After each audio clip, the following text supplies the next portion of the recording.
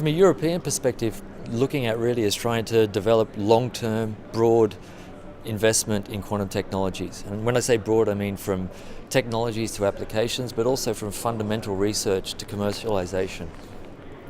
I think there's a lot going on there, and it's reflected in what we see with the UK hubs. I think this is a very good demonstration of the long-term quantum computing, but short-term where we have communication, quantum cryptography, things like this, and sensing even. But quantum cryptography is something where we really need to see something happening now. We don't have a choice about that. And in Geneva, we've been working on this for 20 years. We have a nice ecosystem developed. We have researchers dealing with fundamental right through to applied physics and research and development to developing prototype devices, all the way through to spin out companies in quantum technologies, and just that transfer of technology from the fundamental to a business regime where you can commercialize the product is something that we've developed.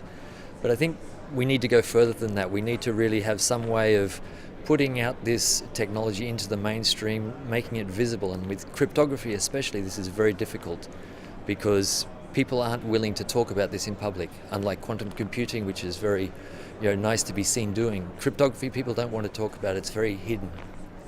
So I think public demonstrations and will allow people to come and touch and play with quantum technology, find out that it's not scary. And then I think what we're going to see is people understanding that, understanding how they can contribute, how can they exploit that. And that's where we're going to see spin-off companies and an expansion in the supply chain of people making quantum components. I think there are a lot of things that are really coming to a focus here at the moment. I think the development in quantum technology has been going for 20 years or so, but I think there's a certain level of maturity there.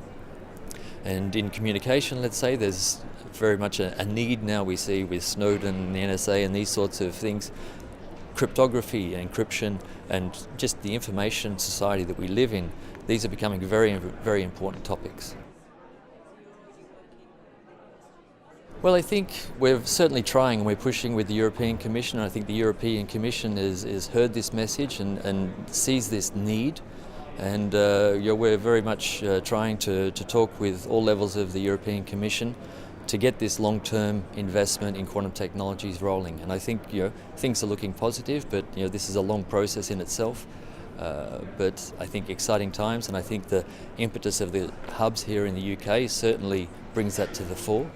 And I'm very hopeful for the future.